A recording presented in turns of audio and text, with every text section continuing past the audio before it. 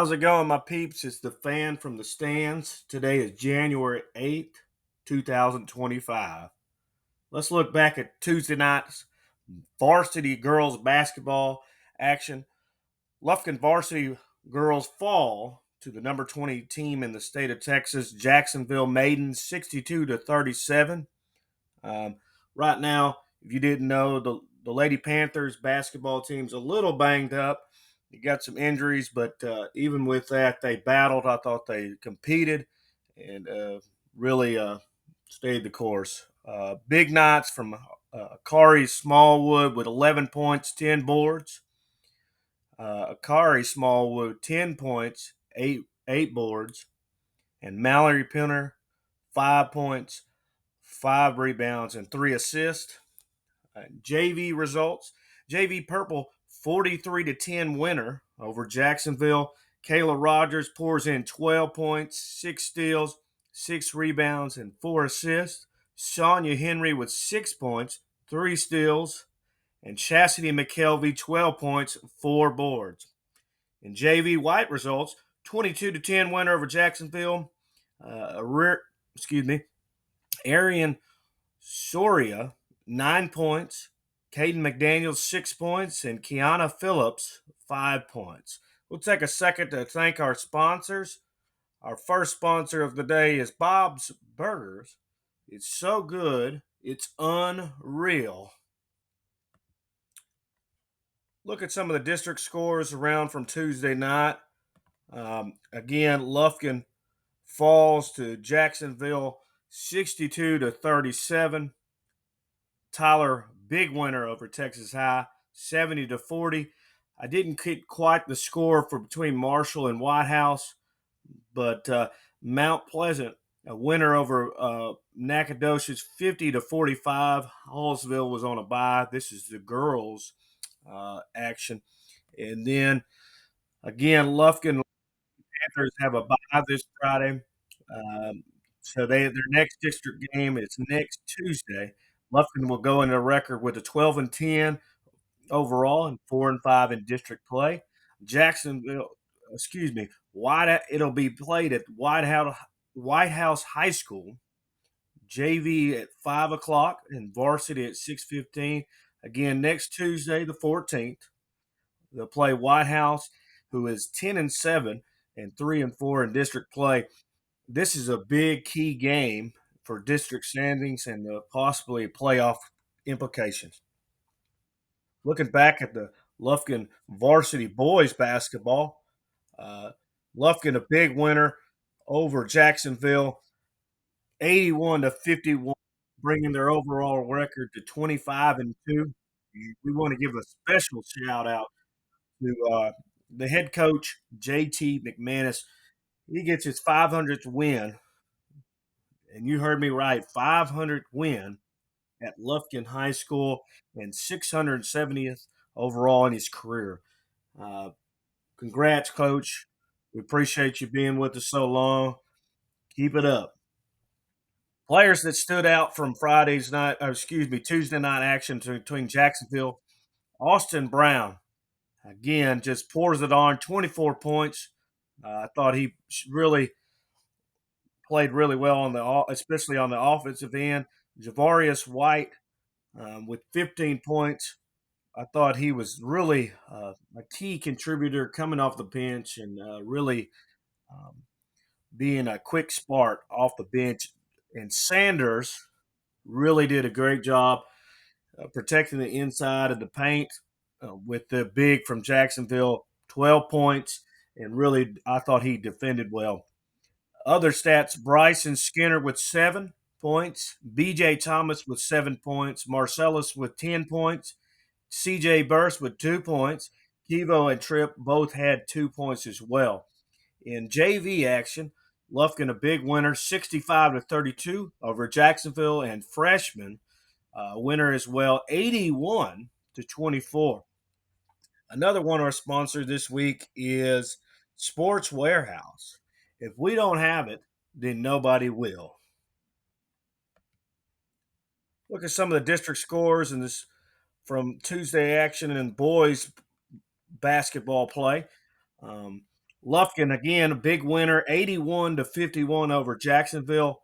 Tyler High taking a surprising loss to Texas High, 64-55. Mount Pleasant, a winner over NAC, 47-38. And White House, winner over Marshall, 45-29. And again, Hallsville with the bye district. If you didn't know, get this, Lufkin now, the boys, is now rated in the top 25 in Sports Illustrated high school basketball rankings. These include 6A and 5A. They come in at 21 ranking.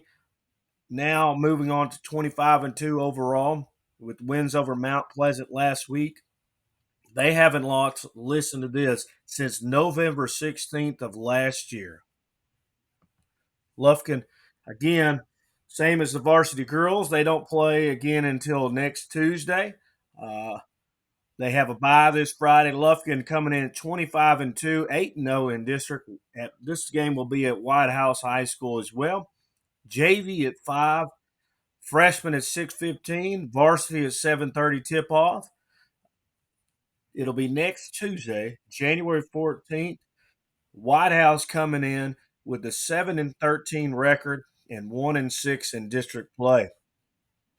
That being said, we have another guest tonight. All right, I'm here with Coach Brian Bays, the Lufkin assistant boys basketball coach. Thanks for coming on tonight.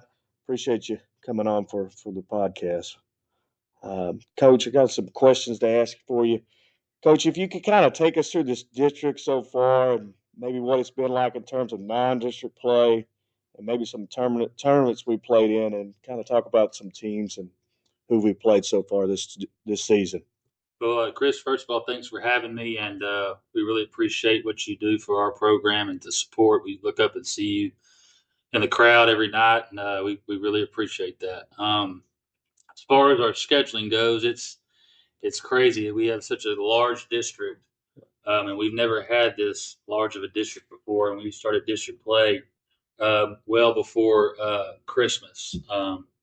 And so we came in knowing that we were going to have to grind for quite a few weeks. But we started off the year with Tyler Legacy going over there and playing them, and they're a really tough opponent. And we played a great game and got our season started off with a win.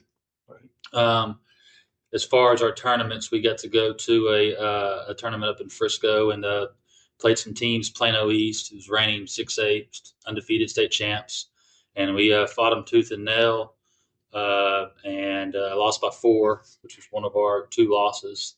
And then we picked up, went down to Grand Oaks and played a very competitive, another 6A tournament. And we played Grand Oaks and beat Grand Oaks pretty handedly in the championship game. And then we hosted a tournament over the Christmas holidays, and we faced off with Grand Oaks again, who was at the time ranked number 19 in 6A, and we beat them 25 plus points and went 4-0 in our tournament. So we came into district play, winning several in a row. And then we started off against White House, and then we started facing a tougher opponent, Tyler High. And they were good. They were long, athletic, your typical Tyler team.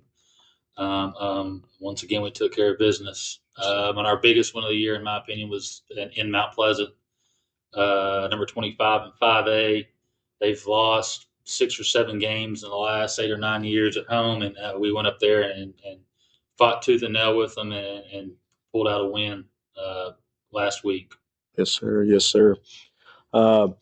Coach, kind of talk about the game last night against Jacksonville. Kind of what was some of your takeaways? What were your overall thoughts?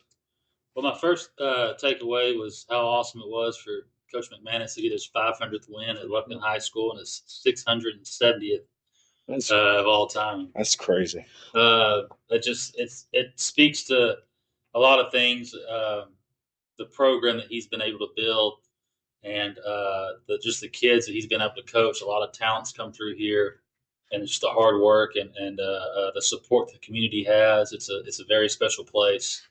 And that was my first thought of last night was 500, 670. That's a lot. Um, but we showed up and uh,